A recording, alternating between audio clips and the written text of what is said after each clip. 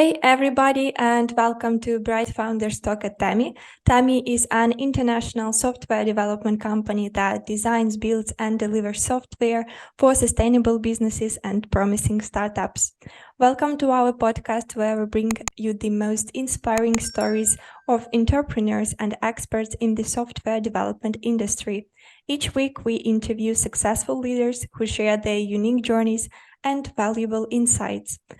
Our today's guest speaker is Avne Wieland, who is co-founder and CEO at RTAR. Hi, how are you? Hey, how are you doing? Thanks for having me. Thank you that you've made time to join us and share your insights and your story. So I would like to start not with some kind of direct professional questions, but more about you and your life beside your company RTAR. So when you are not busy leading your company and diving into entrepreneurship, how do you like to unwind and recharge? So I have a great family, a wife and two kids and a dog. So I try to spend as much time as possible with them. I prepare them to school every morning. I spend time with them in the afternoon and over the weekends. So that and the startup almost takes up all of my time. I do like to take long walks with my dog out in the field, read books, watch good movies, or binge something on Netflix. Mhm. But between startup and family, at least at this period of my life, it doesn't leave a lot of free time. Mm-hmm. And continuing this topic regarding your hobbies, regarding your free time, what initially sparked your interest in the world of augmented reality? Was there a specific, let's say, moment or experience that sparked your passion for this technology and inspired you to create the company in this sphere?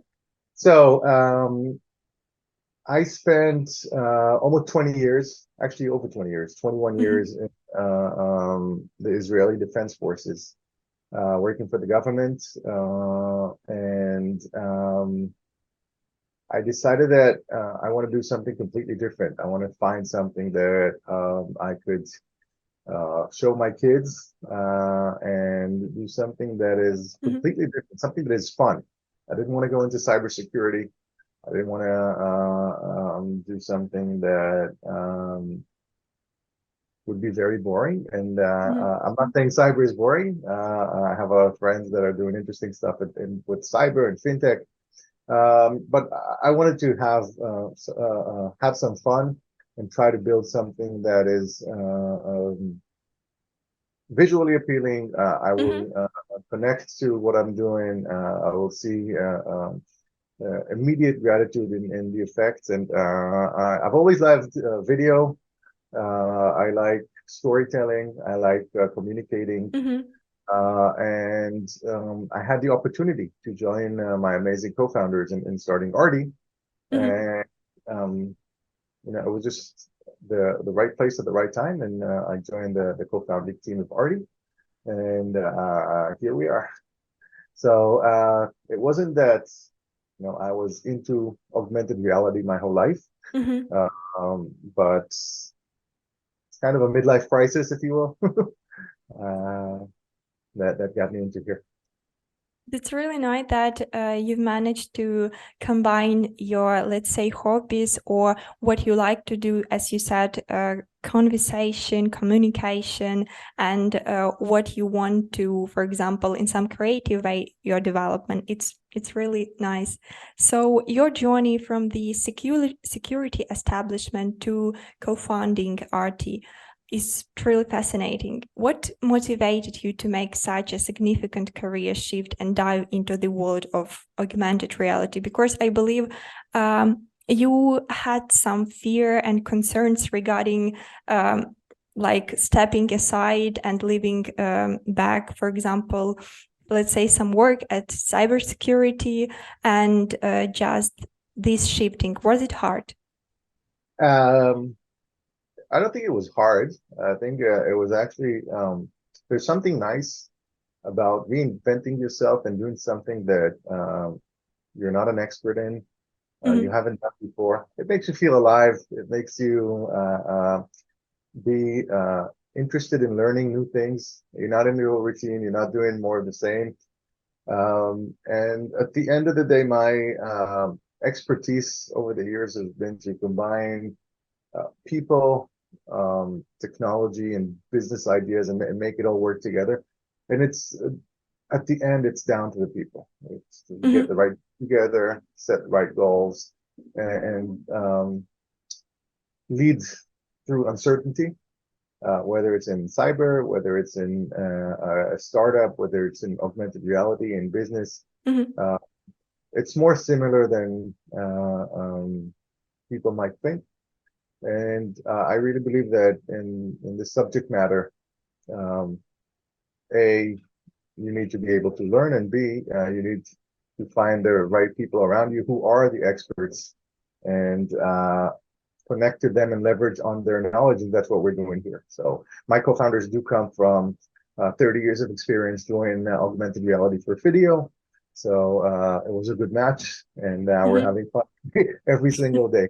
So it wasn't a trivial move, Mhm. but it makes me feel like I'm 19 again. So Let's focus now more about on your company, on Arty.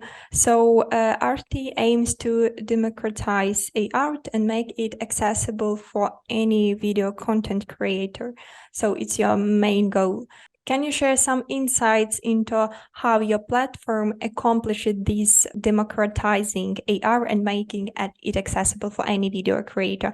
And the unique feature that set Arty from other AR solutions. What is the difference? yes. So as you've seen from the beginning of the interview, I'm actually using Arty Mhm. the whole time. I'm eating my own dog food, as they say. And I think that let's start with the problem that we're solving. We're all on video calls all the time, and then when somebody starts to show another presentation and want to show another graphics, Mhm. share a screen, and usually these are the faces of the people watching the call or the webinar. It's really hard, and we believe that we're all storytellers. Even Mhm. what I'm right now, I'm storytelling, and our ancestors used to sit next to the fire and tell stories about how their day went. This is how we're wired to think. And what happened is that in the last several decades, we just started to become glued to 2D screens. It started with film, Mhm. and then everybody's on YouTube and Zoom and Team and Meet and Twitch and whatever. And we're not communicating in the natural way our mind is wired to communicate. Combine that with the fact that now everybody's a broadcaster, like what I'm doing right now. I'm kind of broadcasting to do my story. Mhm. And we all want to tell a story that stands out. And this is what Arty is. Arty is an engaging way to communicate with people by adding augmented reality elements to your videos. Mhm. And there actually was research that shown that augmented reality is 3 times more engaging than regular decks. If I were to show you a regular slide deck, it would be pretty much boring, if you will. Mhm. And now I use graphics like AR. It makes it much more interesting because our mind is wired to process and grasp information better because we're Mhm. thinking in 3D. And actually, this is not a new concept. Like any good idea when you look at science fiction, when Geordi needed to explain to Captain Picard how to fix the batteries of the Enterprise and Mhm. Star, then he was kind of arty. What we just did is we built it 30 or 40 years later. So this is arty. This is what we're doing. We're actually combining the virtual into the real and enabling anybody to bring Mhm. AR into their into their their live video, whether it's webinars, Mm-hmm. conferences, even calls. And I could create something like what I just did, which is, a lot of elements, or I could just bring up a 3D screen.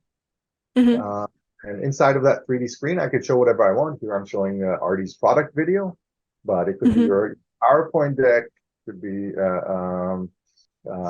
just going through the slides here and staying here on screen and creating that feeling like we're in the same place. Could be something more fun with the rotating stuff Uh-huh. and the here, or it could be something more like traditional, like I'm in a classroom and I could put up an Mm-hmm.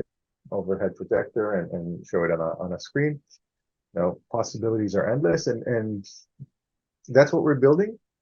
Um, you That's can see really, really I'm operating it impressive.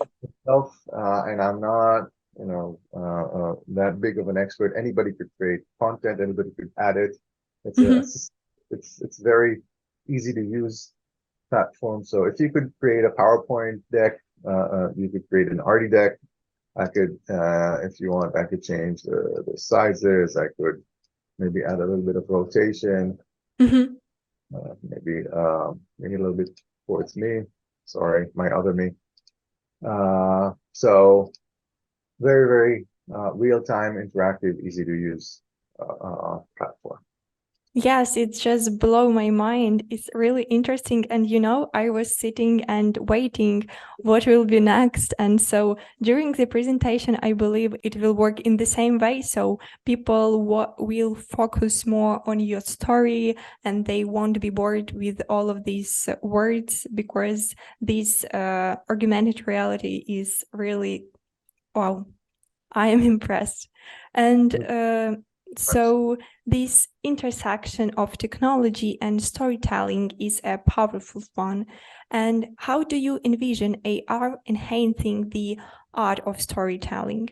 And what actually exciting possibilities do you see for content creators using augmented reality? So there is AR today, and then there is where the world is going. Mm-hmm. Right now, the biggest gap is hardware. So we have AR on the phone, but it's limited because this movement of taking out my phone and looking at the Mm-hmm. world through my phone is something that is very limited, and it's not natural. So there are some nice augmented reality apps, but as long as we're doing it through the phone, it's very, very limited because I need to see the world when I'm there through the phone. Mm-hmm. It's not natural. It doesn't make sense. It's more of a gimmick. So there are two ways where you could use AR. One is like what we're doing, actually have it on live video. So for Mm-hmm. you or the audience that are watching this podcast, um, they're just watching the regular screen. I'm in charge of bringing 3D elements into Mm-hmm. my. So that's one area, which is where we at right now. And this is where Artie currently focuses. But more interesting is where the world is going with augmented reality hardware, and a lot of investments going from Apple, from Samsung, from Google, and others on augmented reality, virtual reality, and augmented reality hardware. And that's where it gets interesting, because then it's not just you seeing AR in my world, but we could be in the same physical location Mm-hmm. and create virtual elements that are anchored to specific places. So think about a university professor who now wants to show their lecture, and instead of Mm-hmm. using PowerPoint, all the students put on their AR glasses, and then everybody sees whatever they want to Mm-hmm. do the space of the classroom. Entertainment, training. Let's say you have an appliance that you want to fix. Put on your glasses. You get all the instructions how to fix it. So the possibilities are endless. I think that once that happens, and it may take several years for it to mature. It's really hard Mm-hmm. technology to build the hardware. But once the hardware happens, I think it's going to have a much larger effect on our lives than the smartphone.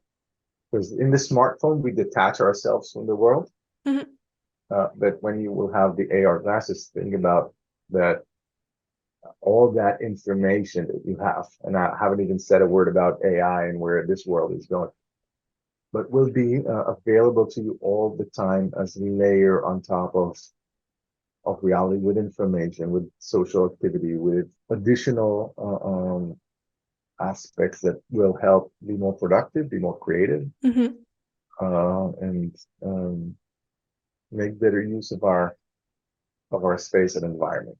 Yeah, it's definitely another level of storytelling, of even teaching. As you said, if everyone in the class will have glasses, so the education system will be definitely on another level. How user-friendly is it for individuals with varying technical skills? So, for example, I have no experience with AR, I have no idea how it works, and maybe you have some kind of tips and skills on your platform website which help me to set up everything. Yes, so our platform is very easy to use. You don't need to be a designer. You don't need to have any experience with augmented reality. We're building this as a self-serve platform. That's where we're going. So right now we still are working on it, and we do have a quick onboarding, usually around 15 minutes, and you are experts. In the next few weeks, hopefully, we'll start opening the platform for access, even without that Mm-hmm. onboarding. So it will be actually a full self-serve tool. You could go and you will have, it's fairly self-explanatory, but you will also have tutorials that could help you could teach you how to create content and how Mm-hmm. to add AR graphics to your videos, both technically, but not less important, creatively. So yes, there's the operation of a platform. Our platform is completely web-based, very easy to use. You see some examples. You go on our YouTube channel, you see access to your explanation of how to do stuff on Arty, but also in terms of how I set the frame. So if you see my frame, I Mm-hmm. have here this whole area here, Mm-hmm. which I call my AR playground, where I could put the graphics. I set a camera about a meter and a half away from me. Mm-hmm. So I could see the whole desk, and I could have my augmented reality right next to me. And it's, you need to think of how do I leverage AR in the best way to create that effect. And you see, once I have that desk, you see the shadow and the reflection. So Mm-hmm. it's those little things that make the AR magic happening. You don't need to be a designer at all to use Arty. That's why we have hundreds of different templates to choose from. So, for example, the screen, the 3D objects, the logos are all things that you could create on your own. You don't need to design the screen. The screen is there. You Mm-hmm. just add your presentation, your logo, whatever. Or I had, for example, let's go back to the first slide that I used. Um, so I have the Ten flag here. Mm-hmm. Sent me right before this recording your logo. So Mm-hmm. all I do is to grab the logo, put it inside of our template of a flag, and that's it. So it took me literally 2 seconds to create this graphic, and I could change the size, Mm-hmm. the color, and everything. So the idea is to democratize the use of AR Mm-hmm. and open it up to people who are not 3D designers, because to create content in 3D is hard. We're making it significantly easier to do. Mm-hmm. It's really important because, for example, as you said, if you are not, for example, a designer by yourself, but you want to use such a function to create your presentation more engaging, so, and it's really nice that you can easily go to your platform and set up all of the features that you need. And Yeah, we've talked a lot about your company, about Artie, and now I want to move a little bit about you and about your personal path as entrepreneur, as CEO and founder of the company. We know that as an entrepreneur, as a CEO, as a co-founder, you wear multiple hats and face diverse responsibilities. How do you balance your technical expertise and managerial skills to effectively lead your team and drive the vision of RTAR? Here at Artie, we have a strong team of co-founders, and our employees are really, really good at what they do. So um, I could say that everybody at Artie is better than me at what their role is, and I'm proud of it. So this enables me to focus on setting the company goals, raising money, selling, and making sure that everybody has what they need to achieve what they need to do. So I think that I'm not necessarily leveraging on my technical skills or experience, even though I say my opinion, but everybody here knows that we could, when we're talking about professional questions, it's not that, oh, my opinion counts, but we're actually having a fierce discussion and an open one, and whoever convinces the other, that's what we go for. We don't need to exercise formal authority often to make decisions, but I think the culture we have here is that of open discussions and making the best decision. It's not a complete democracy, of course. I mean, we are a startup. We need to move fast, so sometimes you just need to make a decision. But and once that decision is made, we move forward. We talk about it until the decision is made, but once the decision is made, that's what we do, and we move forward quickly. I hope that answers the question. And there are in a startup, there are many things that you need to worry about that nobody else is doing. So whether it's logistics, we're moving offices next week, then it's to find an office. That's something that I need to do. Salaries, bureaucracies, lawyers, taxes, all that. This is something that we don't have people that's their job. It's another thing that I do. So my goal is to let Artie's employees have the full capacity to do their jobs, and I take care of whatever they need to do their job.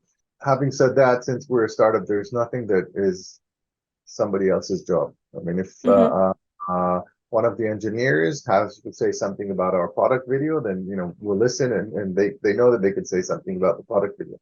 If our marketing lead wants to say something about the product, you could say something about the product.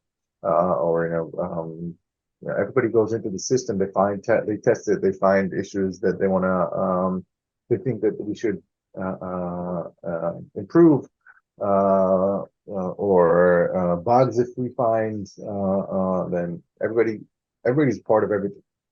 So it's that's a startup. It's not very organized and not hierarchical, if that's a word, but it's an organized mess, if you will. Yes, a startup environment is pretty, let's say, hard sphere, because you sometimes don't understand what you are doing, where you're going, and you need to be really flexible to have the speed to be in time everywhere and to be in the right place also. So as an expert in software development sphere and entrepreneurship, what advice would you have for aspiring founders who are venturing into the AR nowadays? Just start creating. Just start creating. Even though it's been around for quite some time, AR is still at its infancy. Um, you need to think about the usage and the market and everything, but more importantly, just start. Don't wait. Just start. Just do. Just test. Just try. Get feedback from users, from people, and then adjust accordingly. Thank you for coming on the podcast today, Avner. We really appreciate your time and insights. I believe that maybe our ways will cross again. I will record one more episode. Thank you again for making the time and sharing your knowledge with us, and for all of this visual effect during the video. Thank you. Thanks for having me. It was fun. It was fun. Enjoy the Yes, rest of the episodes of the podcast. Stay safe, and hope that we talk soon. thank you. Thank you.